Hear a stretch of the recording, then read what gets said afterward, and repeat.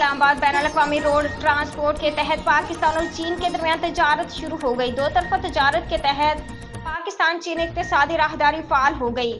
پہلی بار اقوام متحدہ کی بین الاقوامی روڈ ٹرانسپورٹ کنونشن کے تحت سامان کی سرحد پار نقل و حمل کا آغاز ہوا ہے۔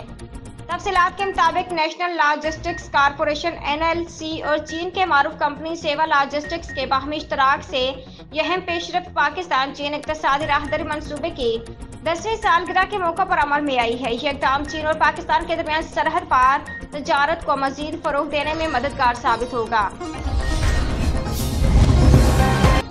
اسلام آباد الیکشن کمیشن کی جانب سے انتخابی شیڈول 14 دسمبر کے بعد جاری کیے جانے کا امکان ہے، جس کے بعد ملک میں عام انتخابات فروری کے دوسرے ہفتے میں ہو سکتے ہیں۔ تفصیلات کے مطابق ملک میں عام انتخابات فروری کے دوسرے ہفتے میں کرائے جانے کا امکان ہے۔ ذرائع الیکشن کمیشن نے کہا ہے کہ انتخابی شیڈول پر الیکشن کمیشن میں تجاویز پر غور کیا انتخابی شیڈول 14 دسمبر کے بعد جاری کیا جائے گا۔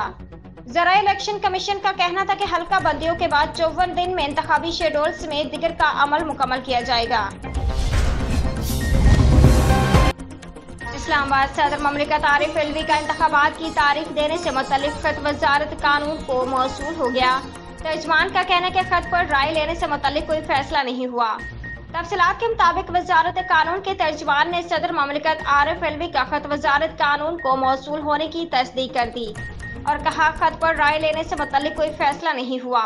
ترجمان کا کہنا تھا کہ صدر مملکت نے الیکشن کی تاریخ کے لیے چیف الیکشن کمشنر کے خط پر وزارت قانون سے رائے مانگی ہے، تاہم وزارت قانون نے الیکشن کے حوالے سے کوئی اجلاس طلب نہیں کیا۔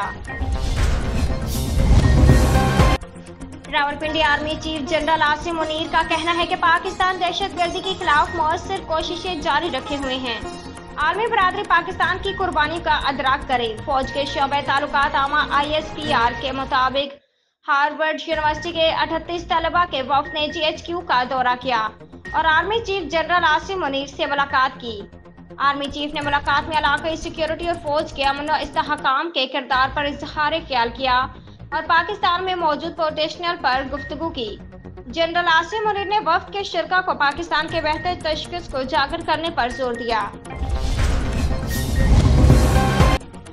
توشہ خانہ کیس میں چیئرمین PTI کو سزا دینے والے جج ہمایوں دلاور کی تنزلی کر دی گئی۔ 5 اگست کو چیئرمین PTI کو توشہ خانہ فوجداری کیس میں قید کی سزا سنانے والے ایڈیشنل سیشن جج ہمایوں دلاور کو OSD بنا دیا گیا۔